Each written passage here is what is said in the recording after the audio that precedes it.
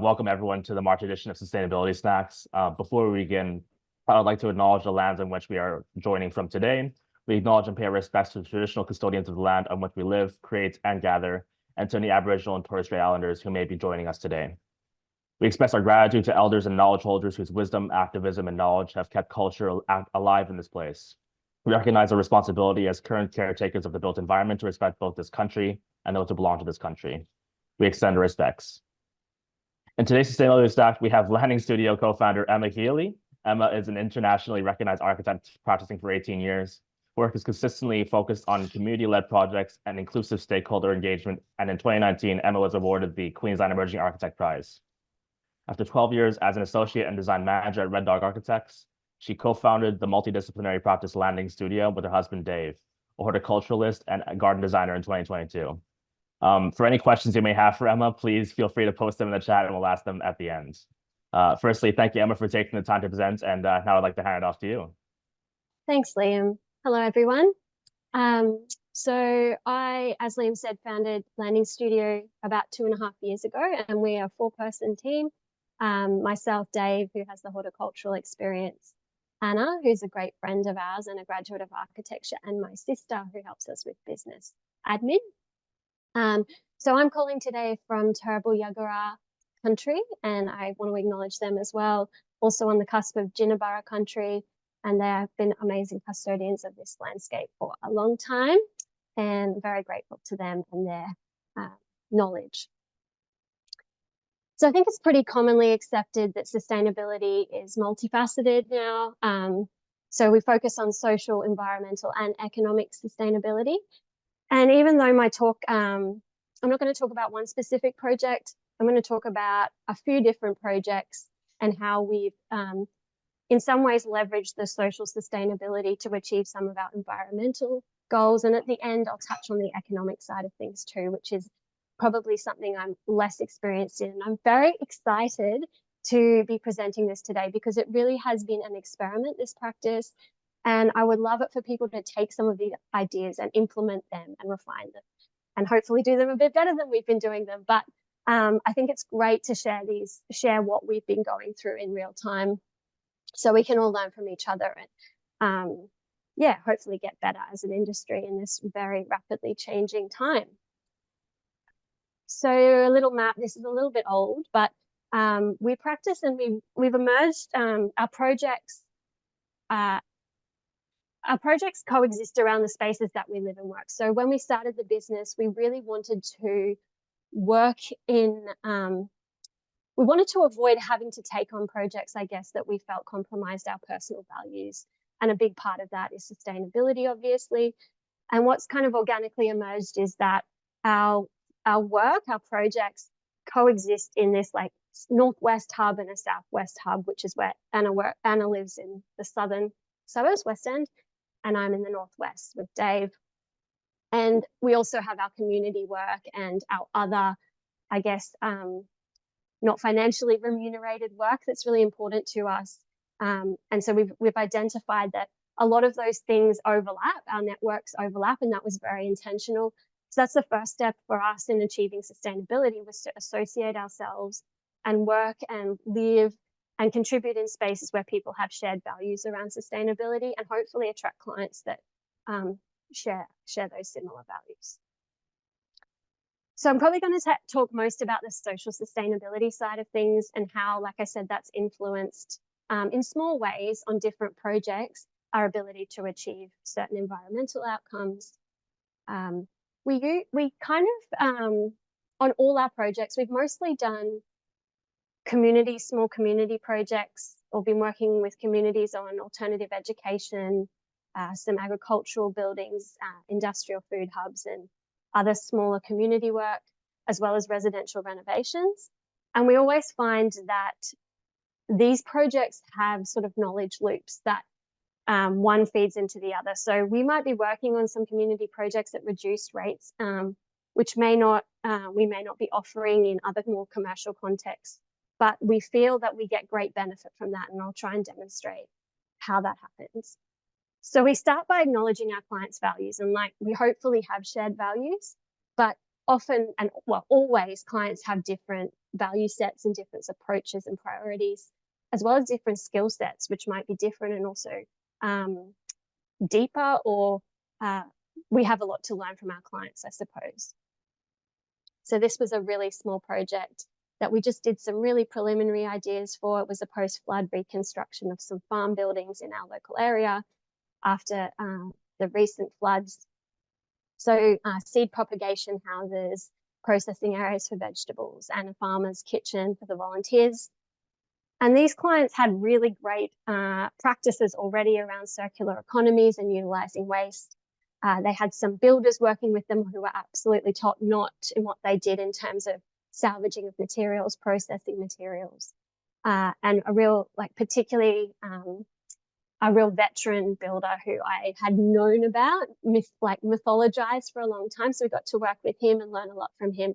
They also had a really strong and passionate community of volunteers. So we got to experiment with or see how things could happen in a way where labor was able to be utilized in a more intense way, I suppose, through the voluntary contributions of the community, to really use materials in a way that was very careful. And we could then bring that into other projects.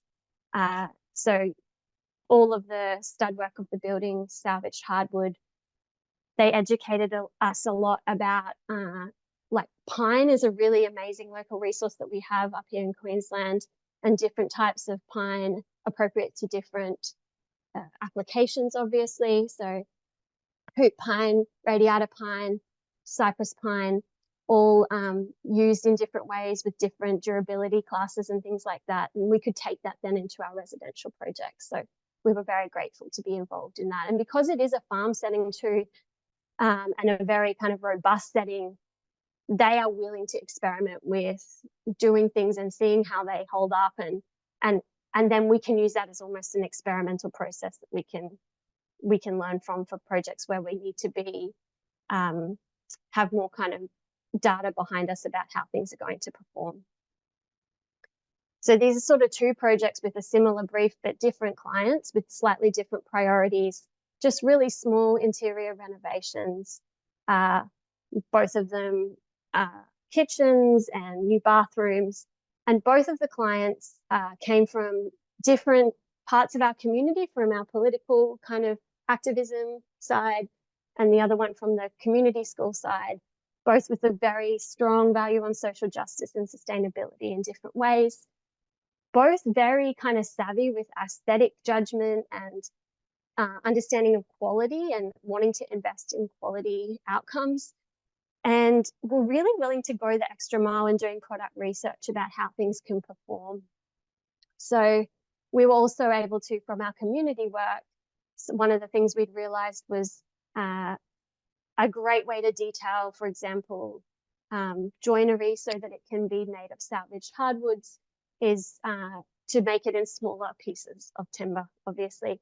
And actually from the community work, we realized that milling timbers into different profiles is actually a really or relatively affordable thing to do. So once it's denailed, we started to utilize that knowledge and detail the shelving in the kitchen in response to that, I suppose. And one of the small things we do when we're proposing products to clients in our schedules and things like that, we put forward with it the sustainability credentials of that. So we give them, we don't just give them our aesthetic judgment and our functional opinion, but also the sustainability things are right up there, and they can choose to take or leave that if they want to. And these clients were particularly great at that. One of the clients is an exceptional productive gardener, and she also has an edible exchange that she runs at her house. And so in this particular kitchen, it was about facilitating in some of those really small, tiny, idiosyncratic ways the practices that she wants to do in her kitchen around pickling, making sure the pantry was really well insulated. And this is like the most humble of renovations, I might add. But we were also able to propose a cypress pine decking that we'd seen out at the farm project that I spoke about. And she was very willing to test different like hard wax finishes and alternatives to polyurethane on her floor and on her joinery, and see how they performed and take real responsibility, and we could test those things together, which was great. But in terms of the construction or the layout of the joinery, there's little, the bench is deeper and has a little hob for where she sprouts all her seedlings. We've got exposed shelving, and that's something I've always wanted to do, is have it's a real permaculture thing to do, and like have the drying racks with the plates just can drain and then stay stored there. She's got little niches for where she dries and preserves fruits and things like that. So really just kind of leaning into the opportunities with that particular client who had that interest.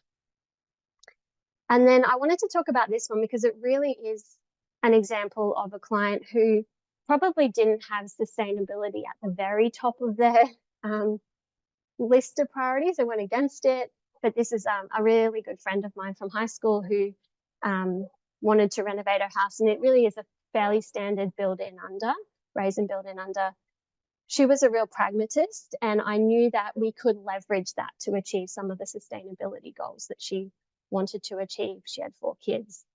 She didn't have time to kind of mess around, and she was very good with the management side of things. So it was a flood in a flood zone.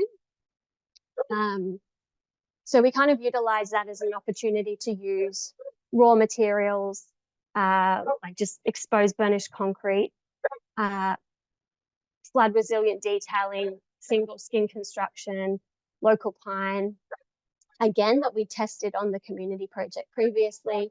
And that was a way to she didn't want to muck around and have fiddly kind of prissy things that were going to become difficult for her to maintain. And so we kind of leveraged it from that perspective, as opposed to necessarily coming at it from, the sustainability perspective we might have otherwise come from. So from an environmental perspective, so that's kind of how the social, aspect in some small ways can underpin environmental objectives. But obviously we have the landscape and horticulture side of our business, which is really important to us. We probably have 2 principles when it comes to overarching principles across all projects. And one of the key ones is landscape always comes first. So this is a variety of different projects and like initial kind of concept ideas that we would present. And that we don't always have the garden engagement, the garden design engagement, but we always ensure that our initial discussions are framed around the landscape idea. And that just means that the decisions being made are based around the viability of the landscaping. And obviously not everyone's a gardener, not everybody is passionate about that side of things. But we really feel that construction and building is inherently not sustainable. We are utilizing materials. So anything we can do to shift the discussion away from the building itself and more towards the benefits and impacts on the actual landscape outcome is just a really great starting point to get on the same page. And then we find that later in the project, a lot of the clients are coming back to that and going, oh, well, what would the outcome be then for our veggie patch if we did that? Or what would be the outcome for, the garden? And it just changes the way the discussion is framed. The other key principle that we talk a lot about is the idea of minimum infrastructure. So this was such a humble project that we did with Emma Scragg, architect. And it was an industrial building that was co-owned by over 500 people and was being used as a food hub. And really what needed to be done was a small kind of part of the building that was termite damaged, needed to be upgraded and replaced. And so you can kind of see in that really simple section, this was the part here that was going to be replaced. And we spoke to the community about how we could do that in a way that was most cost effective, really basic, but achieved some of the outcomes that were more ambitious, but not really material hungry, I guess. So this like very simple sketch down the bottom was our way of saying, you're going to be building new walls, you're going to be putting in new doors, but the rest of it, all of that makes that really work, is immaterial in a way.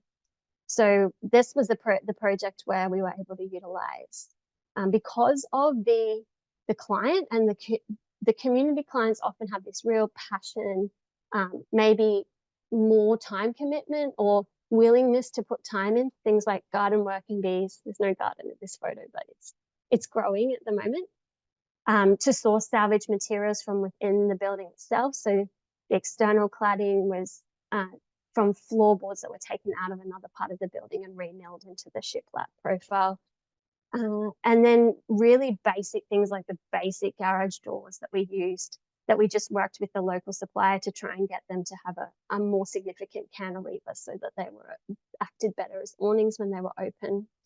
And the landscaper, the hardscaper, who was really on the same page, and you can kind of see the different eclectic mix of salvage bricks, but we think that's just all part of the process, and was a really great outcome, and a lot of learning came from that too. Well, maybe I didn't need to rush as much as I thought, but this is the last bit, and I will just go through it quickly. The economic side of things needs to be spoken about. It's not something that we have, we feel like we've got a long way to go to understanding better, but what the things that we've had to do to enable us to not take on projects that we feel compromised by, we think are worth talking about.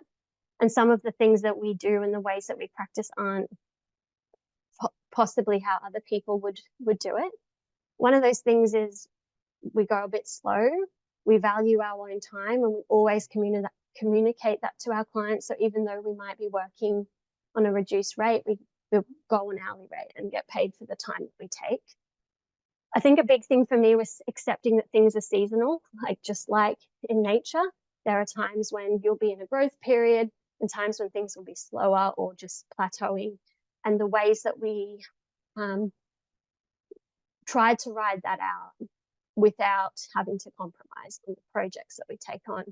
We all have supplementary incomes, be it tutoring or research work or babysitting or whatever it is. Dave's a gardener, part-time. We try to keep our overheads really low, so we work from home, but we still prioritize always paying the rent to Indigenous custodians. We are a multidisciplinary practice, so there have been times where the architecture side's been pretty slow, but the garden design was busy. So Anna and I have really had to just get our hands dirty, quite literally, and just get in and do some of those things and learn about them. And then we're relational. So a lot of the time, I definitely care about these people who I work with more than any business objective, I suppose.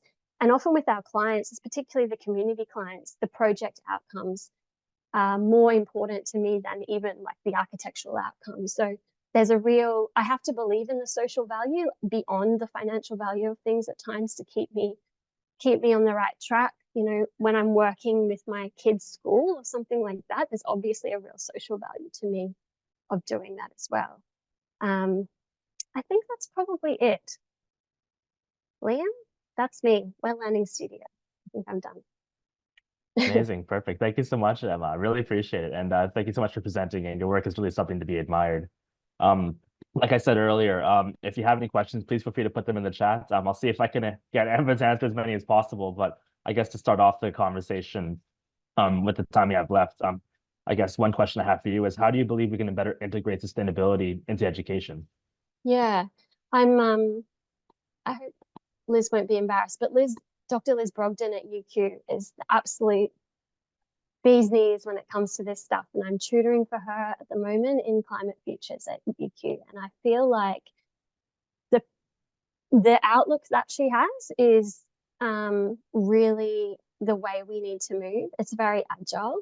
It's very aligned with like the democratic education model at the school that my kids go to, where we're all learning together. So the like shifts and changes that we're having to implement are happening so fast that there's no longer that ability to be like the wise elder who has all the knowledge and then the students just sit and listen. A lot of the time, the younger generation have a lot of knowledge, and it needs to be this kind of reciprocal form of learning that requires a real certain classroom culture that Liz is really good at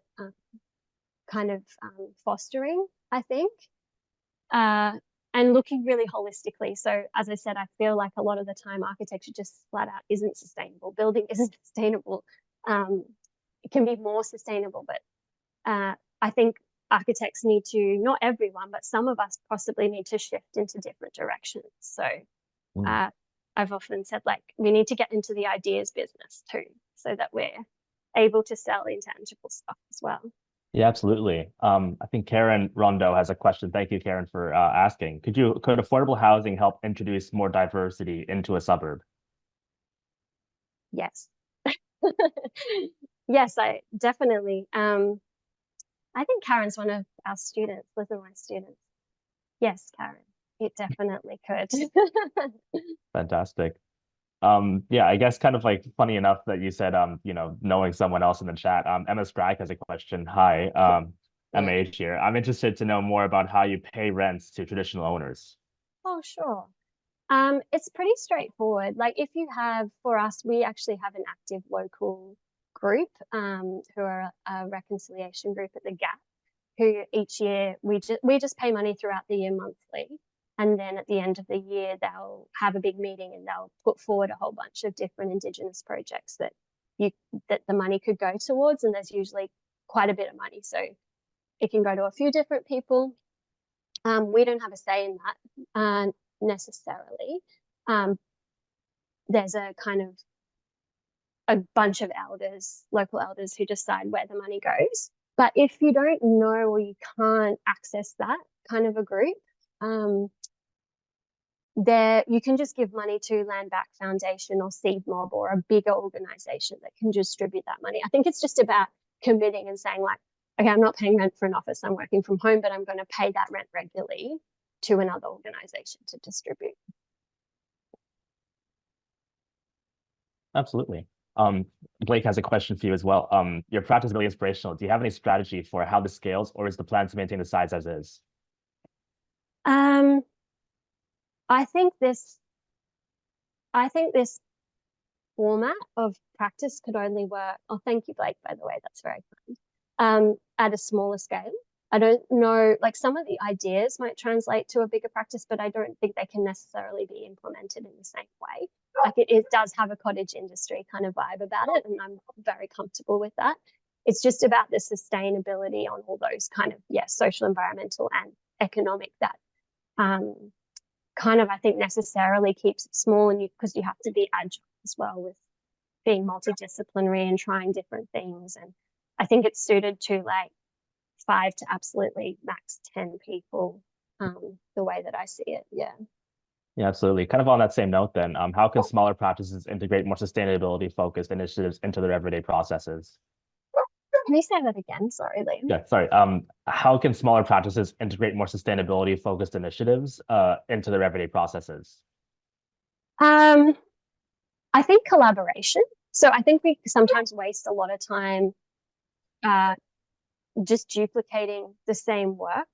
If we could be more, I think there's lots of practices already doing it in amazing ways, but being more open source with the way we approach sustainability, so we can just get on with the job instead of having to try to innovate and build all the knowledge from scratch every time. But I think for us, it's that, like I sort of was trying to say in the talk, leveraging the client's values and how they can relate to sustainability, because you can't always see that. But I feel like often there is that shared, you could find the common ground in a sustainable way, but they're not coming at it from that perspective, if you're a bit creative about it. Yeah, absolutely. I guess kind of like given, again, sort of like the size in particular, given your experience within the grassroots space, do you believe that the best approach to sustainability literacy and normalization within the industry is to begin from the bottom up or from the top down? I think it has to be both. Actually, a lot of the things that in the studio that I'm teaching in with Liz at the moment, that Karen would know about, is understanding the demographic, understanding your community so intimately from a grassroots perspective, and being really embedded with the community is absolutely important, but you can't achieve a great deal without the right policy, the right leadership from government. And that said, I feel like we were discussing this yesterday in the tutorial, a lot of government policy and these bigger structures, like the top-down things, are influenced strongly by case studies. So if you can implement things in projects that you can then use to present back to government, that can be a really compelling argument to change things from the bottom up, and yeah, vice versa. Yeah, maybe as a final question for me then, do you believe that the industry is headed in the right direction when it comes to sustainability? And if so, do you believe that enough is being done? I feel like I live in a little bit of a bubble because all the people I talk to are doing great work and really passionate about it. I feel like including more First Nations voices into what we do is like an emerging, growing, burgeoning thing that needs to be upheld and continued. So I think in the circles I move in, I think there's so much to be hopeful for. People are doing great stuff in heaps of different ways, and I think we need it all. Like, that's the thing I struggle with, is when we're all kind of comparing ourselves or not wanting to say what we're doing because we haven't done it perfectly or we haven't achieved this benchmark or standard, but we're all doing things differently and we need to do it. Perfect. And maybe as a final question from Michael Gunn. Thank you, Michael.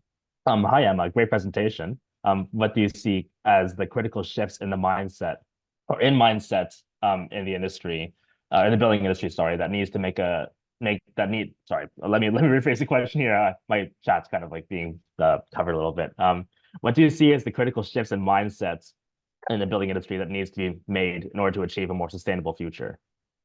Yeah, really great question. Thank you, Michael. I think, Michael, were you one of my teachers long ago? I think you might have been. Helder. Sorry. I think the one of the key things which is really difficult to manage is we're so risk averse. So we don't want to talk about our mistakes, which makes it really hard to learn and, talk about things in real time. Like, I'm the same. I always want to wait till the end, understand the lesson learned, and then kind of talk about it then. But sometimes we need to be talking because it's all happening so fast. Yeah, QT. I remember. Thanks for being here. I think, we need to be more open about sharing when things are hard and going wrong, and when things are needing to happen really quickly. There's a lot of actually great builders on Instagram sharing a lot of information about how they're doing things, what's going wrong, how they're solving it in real time, and creating a really great dialogue, and not being shy to just say, oh, that didn't work out. So yeah, I think we need to be open about it, but how we mitigate that with risk as well is obviously really important. Amazing. Fantastic. Well, I think that's actually perfectly on time. And thank you everyone for attending, and hopefully you've taken some valuable information away from today's presentation. And thank you, Emma, for presenting and sharing your insight and experience with us. Really, really, really insightful. Thanks, Thanks, Liam. Of course. Again, please stay tuned for our next edition of Sustainability Stacks on April 9th. So watch the space. You'll receive an email, hopefully. And check social media. We're very happy to host another one, again, coming up very soon. So stay tuned. Thank you.